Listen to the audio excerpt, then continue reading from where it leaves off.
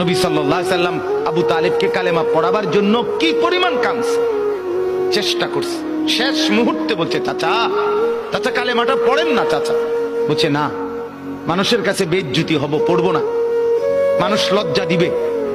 আল্লাহ নবী সাল্লাল্লাহু আলাইহি সাল্লাম বলছে, কানে কানে বলেন, আমি কাউকে শোনাবো না, আমি শুধু হাসরের মাঠে বলবো, মৃত্যু পর্যন্ত চাচা ওয়াদা দিলাম জগৎবাসীকে শোনাবো না আপনি ঈমান আনছিলেন, কানে কানে কন।